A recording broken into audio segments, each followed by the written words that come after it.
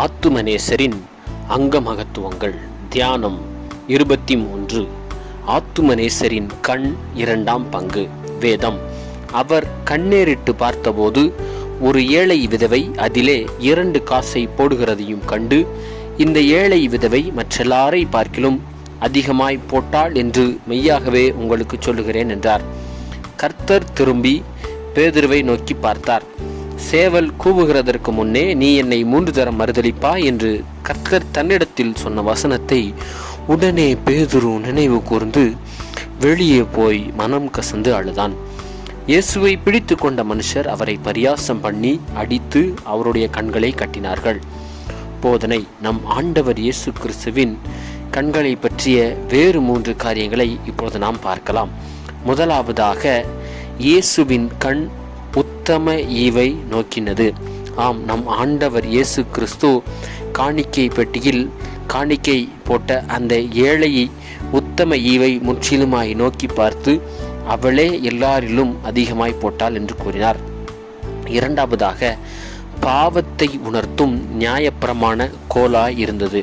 ஆம், நம் ஆண்டவர் இயேசு கிறிஸ்துவின் கண் நம்முடைய பாவங்களை உணர்த்துகிற கோலாய் இருக்கிறது.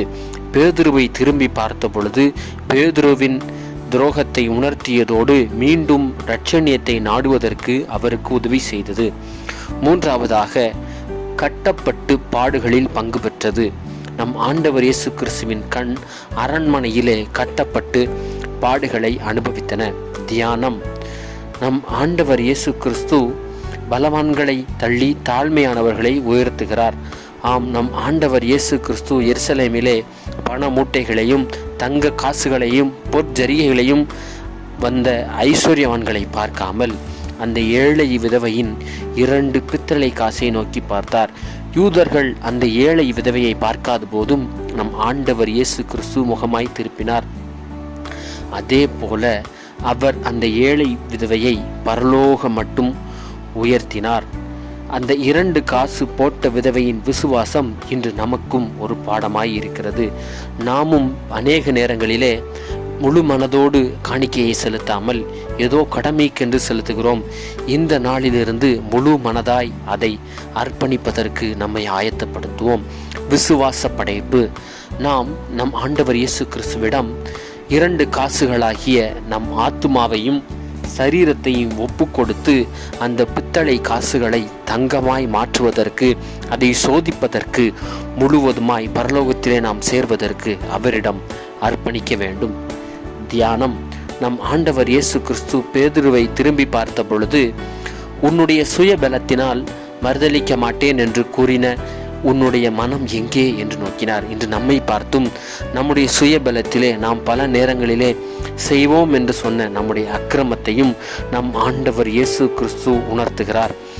எனவே நாம் அதை நோக்கி பார்த்து, ஆண்டவர் நோக்கி பார்த்த அந்த அம்பு போன்றதான அந்த பார்வை, நம்முடைய கண்களினால் செய்த பாவம், நம்முடைய இச்சைகள், நாம் அவரை வேதனைப்படுத்திய காரியங்கள், சிம்சோனை எப்படி கண்ணை பிடுங்கி பரியாசம் செய்தார்களோ, நம் ஆண்டவர் இயேசு கிறிஸ்துவின் கண்களை கட்டி அவமானம் செய்கிறார்கள். காரணம், நாம் செய்த பாவங்கள், நம்முடைய கண்களில் செய்த இச்சைகள்.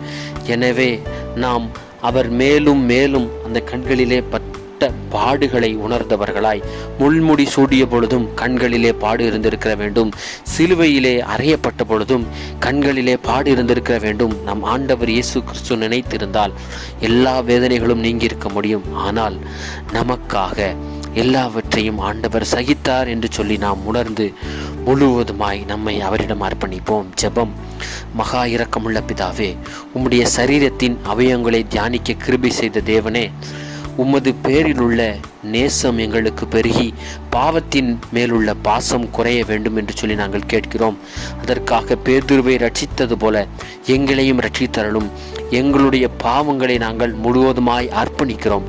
நீர் உம்முடைய பார்வையினால் எங்களை பார்த்து, உம்முடைய பூரண கண்ணினால் நோக்கம் கொள்ளாவிட்டாலும் கடை கண்ணினால் பார்த்து எங்களுக்கு சகாயம் செய்ய வேண்டும் என்று சொல்லி வேண்டுகிறோம். இயேசுவே பாரும், இரட்சகரே எங்களை நோக்கி பாரும். பிதா, குமாரன், பரிசுத்த ஆவியின் நாமத்தினாலே ஆமென்.